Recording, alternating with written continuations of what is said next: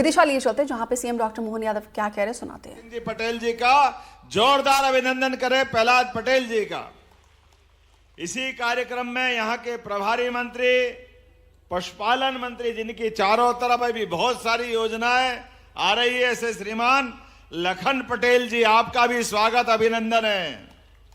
अभी अभी मुकेश टंडन जी कोई एक मांगे दो मांगे, मैंने पहली बार देखा कि 105 मांग मानने वाला भी कोई विधायक बनता है। जोरदार अभिनंदन करो हमारे मुकेश टंडन जी का।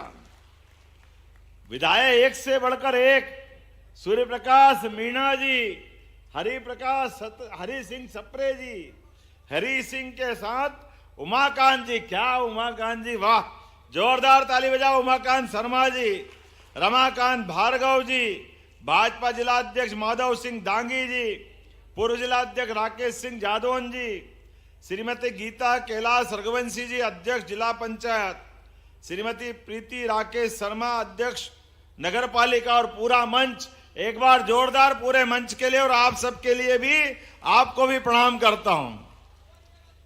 विदिशा में जब आने की मन में इच्छा हुई और भाई साहब ने कहा कि 4 तारीख आओ, तो हमने उस समय 4 तय की थी, लेकिन कोई कारण से आ नहीं पाए। लेकिन विदिशा में आना ऐसा लगता है कि अपने घर में आ रहा है, इतना आनंद आता है आप सबको देख के और आपका उत्साह देखकर। ऐसा लगा विदिशा ने स्वागत सत्कार में कोई घर में बचा ही नहीं, और जितने वहां हम छोड़ के आए उससे पहले यहां बैठे हुए लोग दिख रहे थे। ये भाजपा के प्रति प्रेम है आपका और अपने नेता के प्रति विश्वास है। जोरदार अभिनंदन करें अपने आप के लिए भी। यशस्वी प्रधानमंत्री श्रीमान नरेंद्र मोदी जी, जिनके नेतृत्व में हमारे लिए आज एक भारत दुनिया में अलग प्रकार का देश बन रहा है, और जिनके आधार पर माननीय भाई साहब आज ही हमने अपनी सरकार के 4 मिशन में से माननीय प्रधानमंत्री जी के शब्दों में इस प्रदेश और देश की उन्नति करने के लिए केवल 4 श्रेणी है: गरीब, महिला, युवा और किसान। मुझे इस बात की प्रसन्नता है कि अपने इस प्रदेश के अंदर युवा मिशन की पहले हमने शुरुआत की और आज गरीबों के मिशन की शुरुआत की है। मैं आपको बधाई देना चाहता हूं गरीब मिशन के माध्यम से। और आज जो यहां सौभाग्य का पिटारा खुला है, कल्पना करो कोई का एक मकान बन जाए तो धन्य हो जाता है, और हमारे लिए सौभाग्य की बात है, ये तो बहुत आनंद की बात है कि हमारी तो चारों उंगली घी में और सिर कढ़ाई में आनंद में डूबा हुआ है।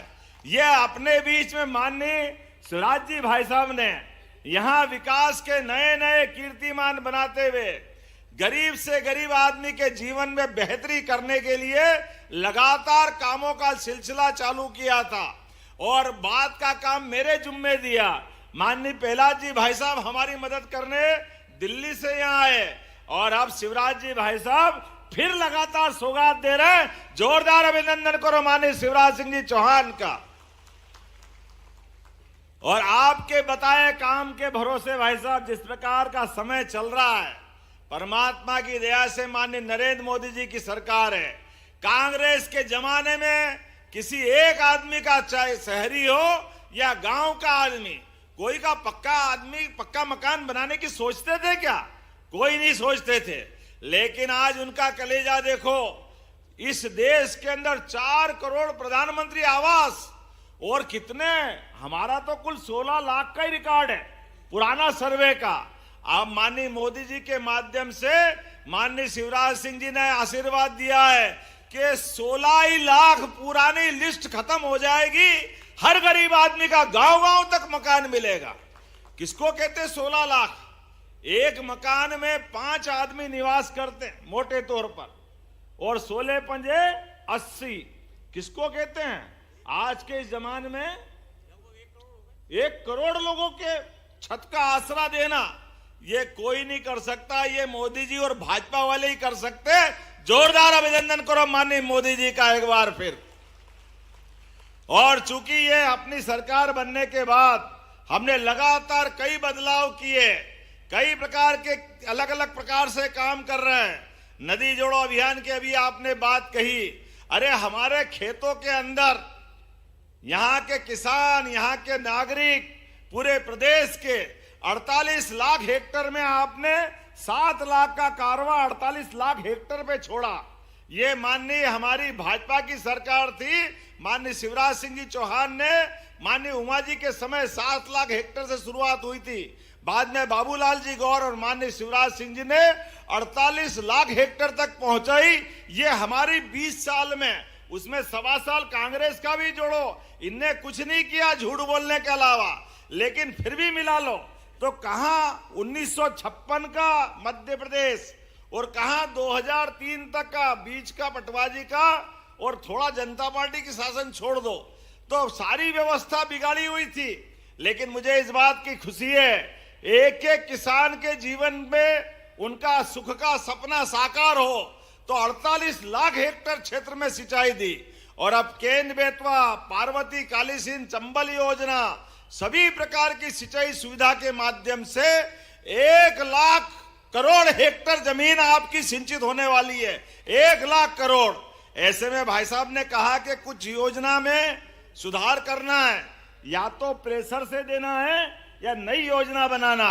भाई साहब ये आपका ही दिया हुआ है, आप जो मांगोगे सब देने की घोषणा करता हूं, कुछ जोड़ने वाले नहीं है।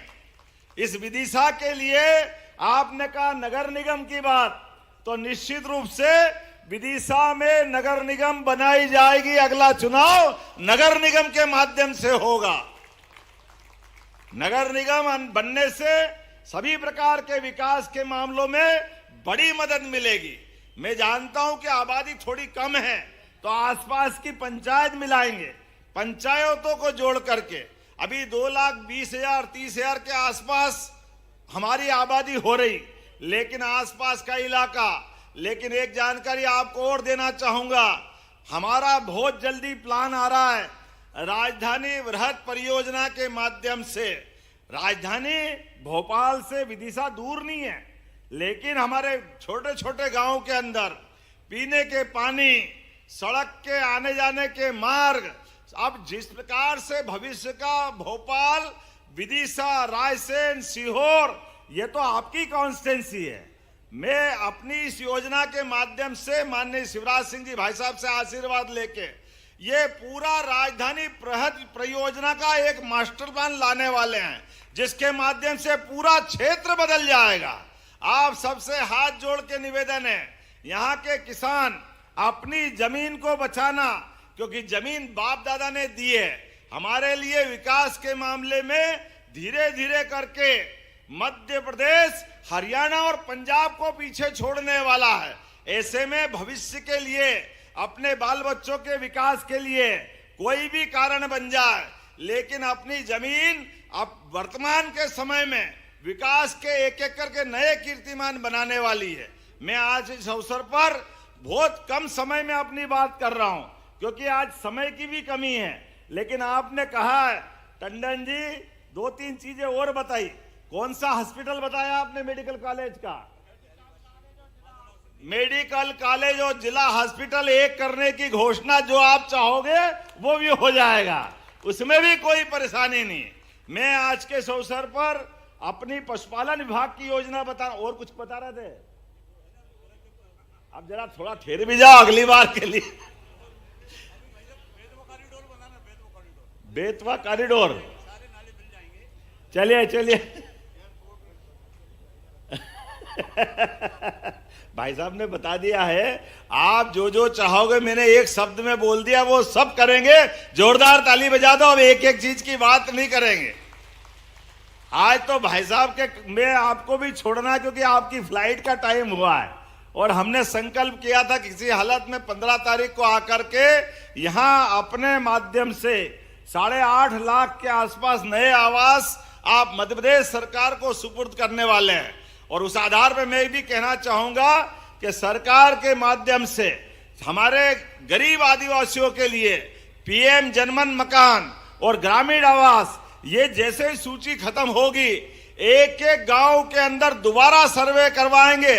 दोबारा नहीं, तिबारा होगा, और तिबारा सर्वे करा करके कोई भी घर बाकी नहीं रहेगा और अपने प्रदेश के किसान, महिला, युवा, गरीब सभी क्षेत्रों में हमारी सरकार 5 साल के अंदर अपने इस बजट को डबल करते हुए एक एक क्षेत्र में काम करते हुए सभी की बेहतरी के लिए काम करेगी।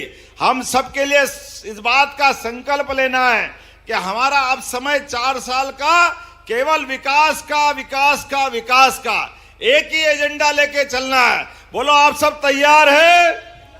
तो अपने स्थान पे खड़े हो जाओ, दोनों हाथ की मुट्ठी बांधो और भाई साहब और हम सब मिलकर संकल्प लेंगे, जब तक मध्य प्रदेश के अंदर गरीब, किसान, महिला और युवा के जीवन में बदलाव नहीं आए तब तक शांति से नहीं बैठेंगे। बोलो सब तैयार है? तो आगे वाले भी खड़े हो जाओ भाई साहब, जो भी हो, भले पत्रकार हो तो भी चलेगा, अधिकारी हो तो भी चलेगा। हम और आप सब मिले इकट्ठे और संकल्प करें कि हमारे प्रदेश की बेहतरी के लिए यशस्वी प्रधानमंत्री के नेतृत्व में देश आगे बढ़ेगा और प्रदेश भाजपा के नेतृत्व में आगे बढ़ेगा। बहुत बहुत धन्यवाद। बोले भारत माता की, भारत माता की, भारत।